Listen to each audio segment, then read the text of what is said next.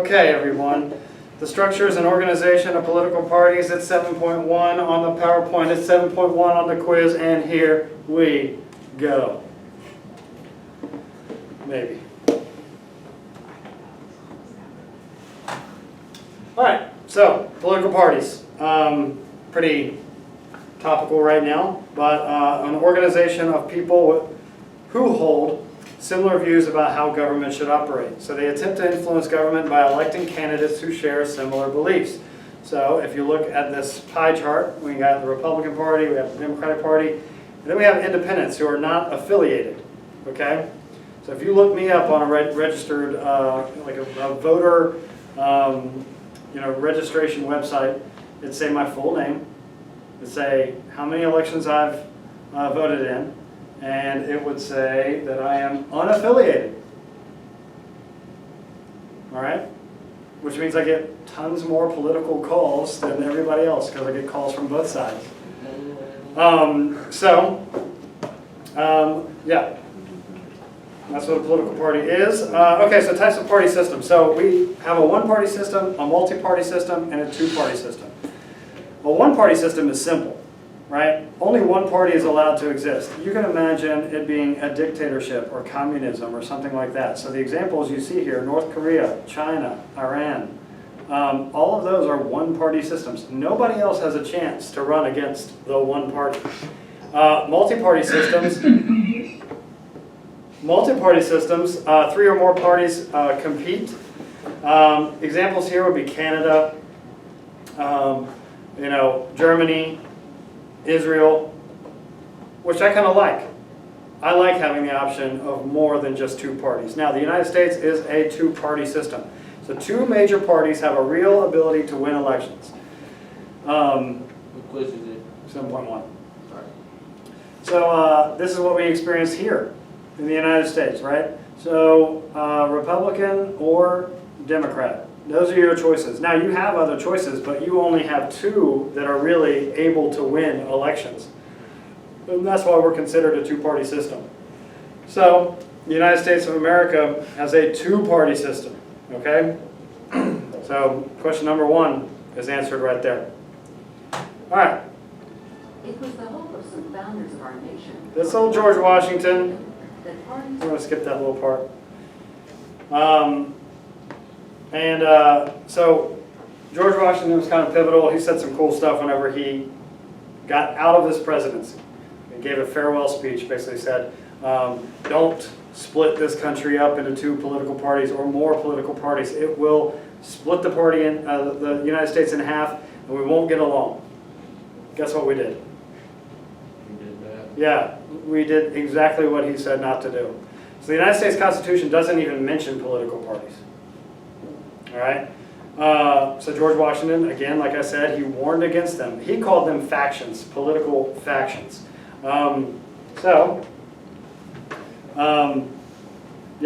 He warned against political factions. So tradition of two major political parties in the United States, this is going to be confusing to some who know what these parties are now. So we have the Democratic Party roots. Started with Thomas Jefferson. He wrote the Declaration of Independence. He originally founded this thing called the Democratic Republican Party. Now that's kind of weird because those are the two parties that we have today. They wanted to limit the power of federal government of the people. So they didn't want the federal government to have too much power. That's the exact opposite of what the Democrats want today. Democrats don't mind big government. They want the government to have, their hands in different pots. They want that to be able to, influence people on almost every single level. That's what the Democratic Party wants today. Now, that's not what they wanted back then. You'll notice that these parties flip-flopped. The Republican Party roots, they're founded by anti-slavery Democrats and Whigs. It was the party of Lincoln. Republican Party used to be huge into social reform, changing the ways that people treated other people, and they were farther into equality and stuff like that. If you know anything about the Republican Party today, they're more like, hey, we don't want, you know, government interference or anything like that. You know, we would rather, you know, low taxes and all that kind of stuff, and you know, you know, social issues aren't really necessarily that important to us. I'm speaking generally, but you can see that these two things switched somehow down the road.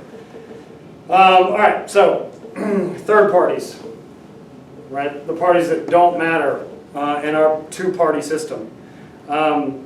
So what happens here is you have these parties, they don't necessarily, they can't really win, okay? So they play a spoiler role. They just mess up everybody else's election. And sometimes they do this so well that it causes the other parties to actually be hurt by it. So third parties have never won a presidential election, rarely win other major elections. And so there's a two-party tradition in the United States. Third parties really can't raise enough funds to compete. They need a lot of signatures to even get on the ballot. But they influence policy of the two major parties. So third parties bring up these issues, and then the two main parties actually have to, you know, say, oh, okay, that's a good point. We're going to take that, we're going to run with it, because they bring the issues up. So examples of third parties: populists, progressives, / bull moose, that's what it used to be called. Here's some information about third party. Third party votes.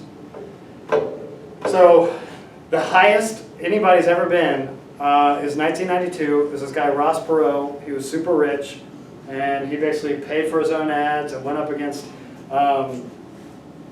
George Bush Sr. and Bill Clinton. And he took 18% of the total votes. Highest ever by a third party. Wait.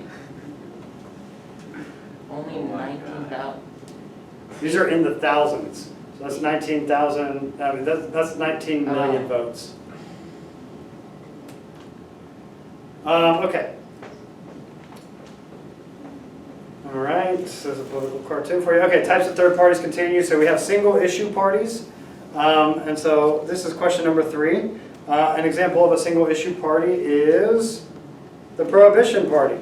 Their single issue was, let's ban alcohol. Right? And this was huge back in the day. At the turn of the century in 1900s, people were getting so drunk in the United States that a political party was formed to be anti-alcohol. How crazy is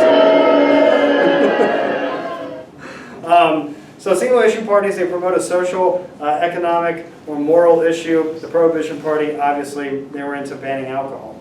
Then we have ideological parties. So they support a particular philosophy or political doctrine. So they want to change society in major ways.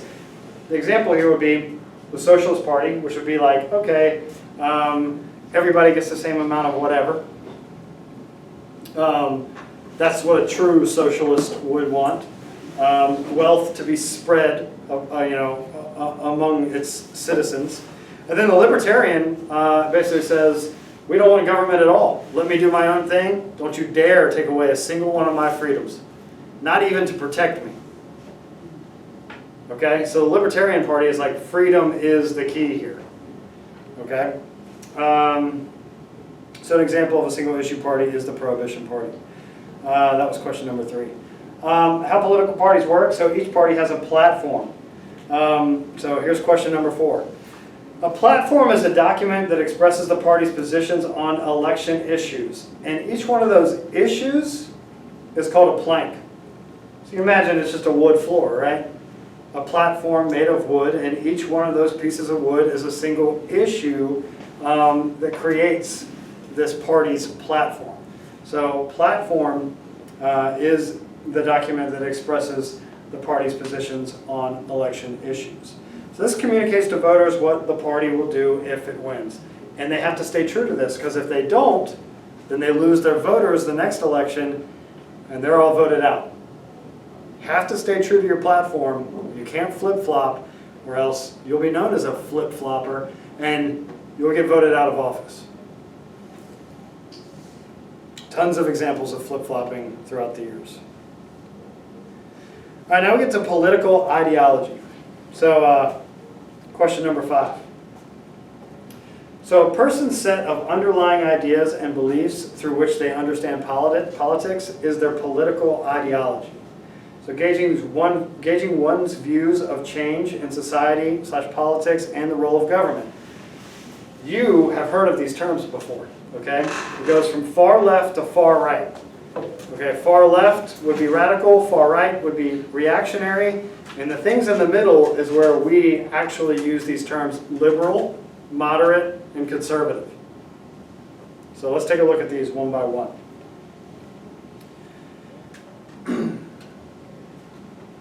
So question number 6, spectrum of political ideology. So you can see right here we have, if you're left of the middle, you're considered a liberal, and if you're far left, you're considered a radical. Okay, radical political ideologies usually use violence, right? In the middle we have moderate. Now most people are here, right? You can be a little to the left, a little to the right, whatever, but most people are so close to the middle that there really is no fundamental change in it. It's, you might go one way on one issue and the other on another, okay?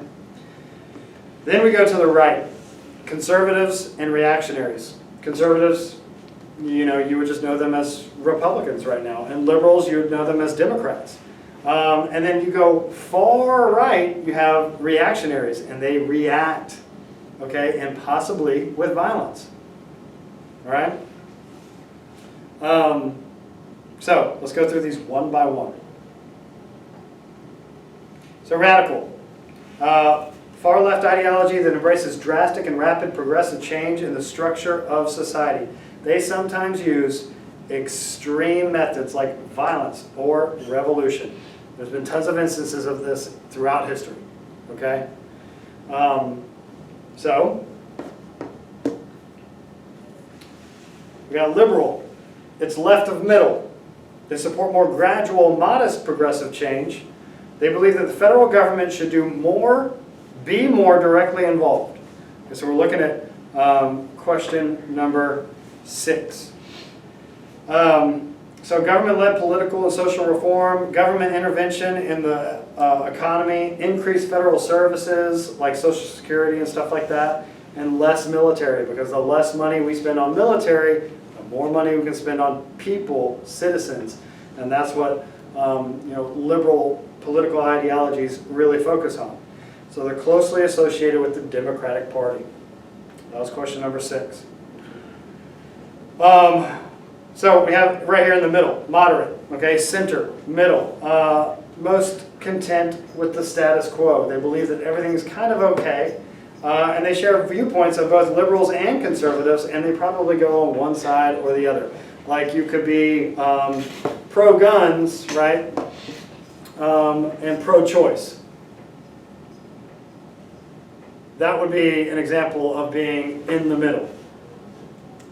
So then we're moving to the right now, so we have conservatives. So the right, being a conservative, you support little to no change or modest, retrogressive change. So it's like you're not pushing forward change. Okay, you're okay with where we are as long as the government isn't in our business. So the federal government should do less, be less directly involved in everyday matters. So they think that larger federal government threatens citizens' freedoms. Laissez-faire economics, being hands-off, let the economy do its thing in its free market style. Social problems should be handled by states, local government. Basically saying that, okay, states, you guys handle the problems that you have in your states or in your community. And if it gets too violent, that's whenever we will step in.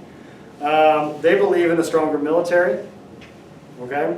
And they're closely aligned with the Republican Party, all right?